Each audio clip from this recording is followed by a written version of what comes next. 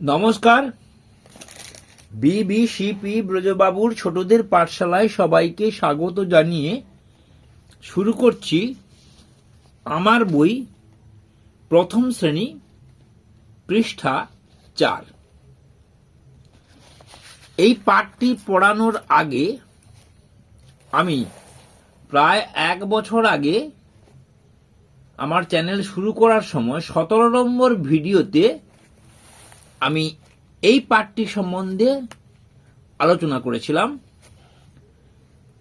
আজকেও ক্লাসে গিয়ে এই পাঠটি নিয়ে আলোচনা করলাম। এখানে ছবি দেখে বর্ণনা করতে শিখব, অর্থাৎ একটি গাছে এতগুলি আম আছে, তার সংখ্যার পরিচিতি শিখব, তার বাক্য গঠনের ক্ষমতা দেখব এবং এইভাবে তাদের বাক্য লিখতে সাহায্য করে এবং এই রং বদলের ব্যাপার স্যাপার ভবানী প্রসাদ মজুমদারের দিল্লি থেকে বিল্লি এলো এই কবিতাটিও ওখানে সম্পূর্ণ আলোচনা করেছিলাম। এটা একটা মজাদার কবিতা, ওখানে সম্পূর্ণভাবে বিস্তৃত আকারে বলা আছে। আর পুরনো ভিডিও নিয়ে বেশি না কথা বলে আজকের ভিডিওর মূল বিষয়বস্তুতে চলে যাচ্ছি। আজকের এই 5 মিনিটের ক্লাসকে কি করে আমরা আধ ঘন্টা সময় কাটাবো এবং মজাদারভাবে কাটাবো, সেই ক্লাসের শেষে বাচ্চারা কিছু জানবে, কিছু শিখবে, নতুন কিছু শিখবে, সহজ থেকে কঠিন শিখবে, এটাই হবে আমাদের নতুন শিক্ষাবর্ষের মূল উদ্দেশ্য। এক্ষেত্রে আমরা একটা ছোট্ট গল্প দিয়ে শুরু করতে পারি।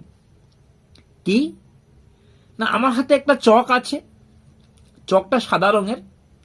ছাত্রছাত্রীদের বলবো, দেখো আমি এই সাদা রঙের চক দিয়ে কালো লিখে দিতে পারি। ছাত্রছাত্রী খুব মজা পেয়ে বলে, সাদা রঙের চক দিয়ে কালো লেখা হবে? হ্যাঁ, এটা ম্যাজিক ম্যাজিক। তখন আমি বলবো, সবাই চোখ বন্ধ করো। সবাই চোখ বন্ধ করলো, কেউ একটু মিজি মিজি দেখছে, এই দেখা চলবে না।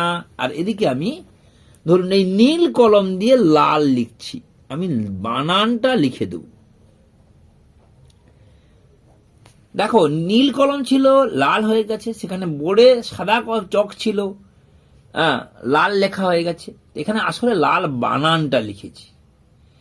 তাহলে এইভাবে রং জাতীয় একটা গল্প করে আমরা কিছুটা সময় কাটাতে পারি, যে গল্পটা কিনা তারা মজা পাবে এবং সারা জীবনের মতো করে এটা মনে রাখবে।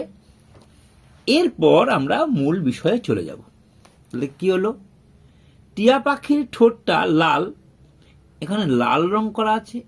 কোনোটার ক্ষেত্রে পরীক্ষায় থাকতে পারে এখানে লাল রং করা আছে, এখানে লাল করতে হবে, বা এখানে লাল রং করা আছে, শুধু টিয়া পাখির ঠোঁটটা লাল করে দিতে হবে। এখানে সবুজ আছে, এখানে পাতাটাকে সবুজ করে দিতে হবে। এখানে সাদা আছে, এখানে সাদা করতে হবে। এখানে নীল আছে, নীল করতে হবে, গেঞ্জিটা নীল করতে হবে। এখানে কালো আছে, চুলের অংশটা কালো করতে হবে।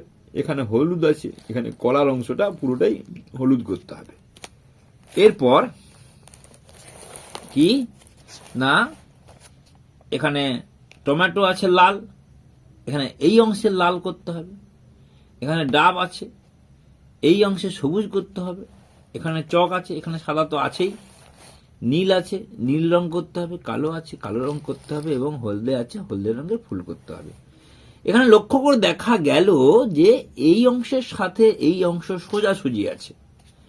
আমরা যদি পরীক্ষার প্রস্তুতির জন্য এটাকে একটু তুলে নিই, তাহলে কিন্তু আমরা পুরনো বইয়ের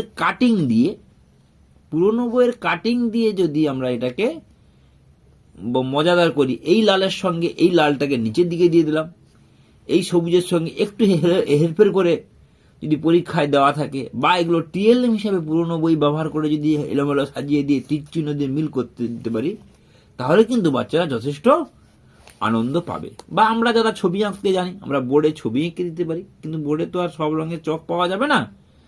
যাই হোক, আমরা চক না পেলেও এই রঙের বানানগুলো লিখে দিতে পারি। এই লালের সঙ্গে এই ঘরে লাল রং বানান লিখে দিলাম, তাহলে তার বানানে দক্ষতা হবে। খাতা কলমে করার সময় তারা চক রং দিয়ে কাজটা করতে পারে।